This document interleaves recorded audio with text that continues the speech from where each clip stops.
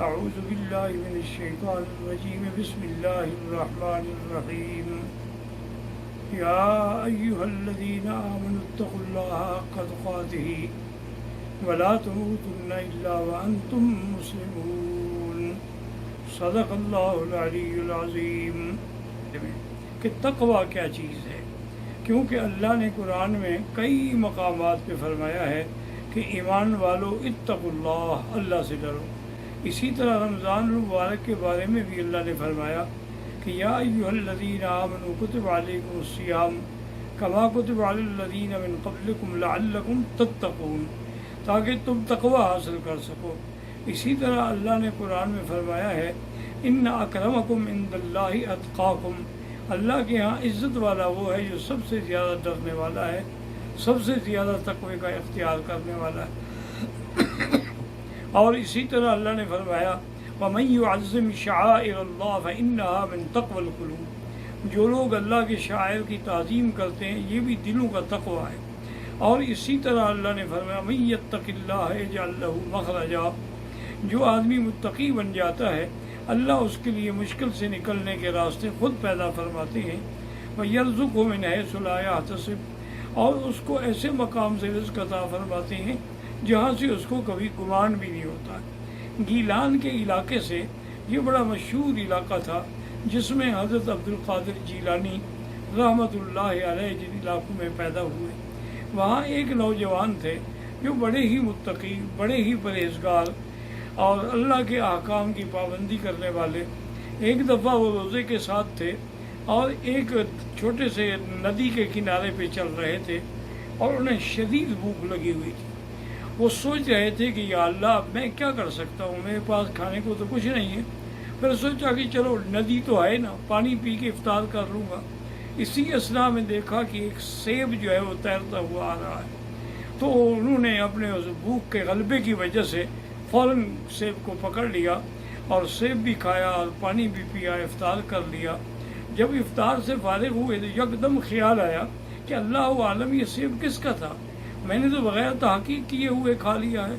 حالانکہ تحقیق ضروری تھی، کیونکہ حدیث میں آتا ہے حضور نے فرمایا کہ میں گھر میں آیا تو میں نے دیکھا کہ ایک کھجور پڑی ہے، لیکن مجھے خیال آیا کہ کہیں خدا نہ کرے یہ صدقے کی نہ ہو، کیونکہ اگر صدقے کی ہو تو مجھے کھانا منع ہے، تو اس لیے اس کو حضور نے چھوڑ دیا، نہیں کھایا، تاکہ تقوی پر عمل فرمایا اور مشتبہ چیز کے بارے میں دخل نہ دیا۔ تو وہ اس نے پھر سوچا کہ اس کا حل یہ ہے کہ اسی ندی پر جہاں سے وہ سیب آیا تھا نا، اسی کے الٹا راستے سے چلتے چلتے دیکھا کہ آگے ایک سیب کا بہت بڑا باغ ہے اور اس سیب کی ٹہنیاں جو ہیں وہ اس ندی کی طرف جھکی ہوئی ہیں اور اس سے کئی پھل بھی لگے ہوئے ہیں۔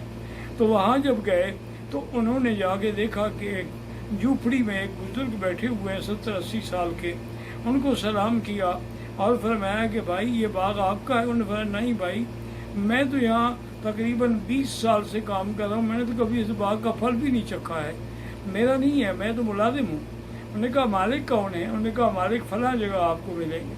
تو وہ تلاش کرتے کرتے اس مالک کے پاس پہنچا اور اس سے کہا کہ حضرت مجھ سے غلطی ہوئی ہے، میں اس کی قیمت دینے کے لیے بھی تیار ہوں اور معافی مانگنے کے لیے بھی تیار ہوں کہ ایک سیب آ رہا تھا میں نے کھا لیا، مجھے تسلی اور یقین ہوا کہ واقعی یہ سیب آپ کے باغ کا ہی تھا۔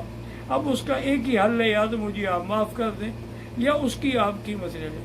انہوں نے فرمایا بھی نہیں، نہ میں معاف کرتا ہوں اور نہ میں تمہیں اس کی قیمت لینے کے لیے تیار ہوں۔ انہوں نے کہا جی پھر اس کا حل کیا ہوگا؟ انہوں نے کہا حل یہ ہے، ایک تو تم میرے پاس 1 سال کام کرو گے، اور دوسرا حل یہ ہے کہ میری ایک لڑکی ہے جو گونگی بھی ہے، بہری بھی ہے، اندھی بھی ہے اور لنگڑی بھی ہے، اس سے شادی بھی کرو گے۔ اگر یہ دونوں شرطیں تمہیں منظور ہوں تو پھر تو میں تمہیں معاف کروں گا، ورنہ میں معاف نہیں کرتا۔ انہوں نے سوچا کہ چلو اللہ کی پکڑ سے تو یہی پکڑ بہتر ہے، 1 سال کی محنت ہی کرنی ہوگی۔ 1 سال تک کام کرتے رہے۔ 1 سال کے بعد انہوں نے شادی کر دی، شریعت کے مطابق نکاح کر دیا، اور نکاح کرنے کے بعد اس کو لے کے آیا، فرمایا کہ بھئی یہ جو مکان ہے نا یہ میں نے اسی لڑکی کے نام پر رکھا ہوا تھا، اب یہ اس کا ہے اور اسی میں وہ تمہاری ہونے والی دلہن جو ہے وہ کمرے میں موجود ہے، اب آپ اس مکان میں جا سکتے ہیں۔ وہ کہتے ہیں کہ میں جب اندر آیا اور میں نے اس کمرے خاص میں جو سجایا گیا تھا اس میں نظر رکھی تو وہاں تو ایک چاند سے بھی زیادہ خوبصورت لڑکی بیٹھی ہوئی تھی۔ میں ڈر گیا، میں ڈر کے فوراً پیچھے بھاگا، میں نے کہا یہ تو میں غلطی سے آ گیا ہوں، یہ پتہ نہیں یہ اور کوئی لڑکی ہے۔ تو میں باہر جب آیا تو مالک کے مکان سے ملا کہتا تھا آپ نے میرے ساتھ کیوں دھوکہ کیا ہے، اندر تو کوئی اور بڑی خوبصورت لڑکی بیٹھی۔ میں نے کہا اللہ کے بندے یہی وہ لڑکی ہے جس سے تیرا نکاح ہوا ہے۔ میں نے کہا تھا وہ اندھی ہے کہ اس نے آج تک غیر محرم پہ نظر نہیں ڈالی، میں نے تمہیں کہا تھا کہ وہ گونگی ہے، آج تک اس نے غیر محرم سے بات نہیں کی، میں نے کہا کہ وہ بہری ہے تو آج تک اس نے شریعت کے خلاف کوئی بات سنی نہیں ہے، میں نے کہا تھا کہ وہ لنگڑی ہے تو اپنے گھر سے باہر چل کے وہ کہیں نہیں گئی، میں نے کہا تھا، ورنہ حقیقت یہی میری لڑکی ہے۔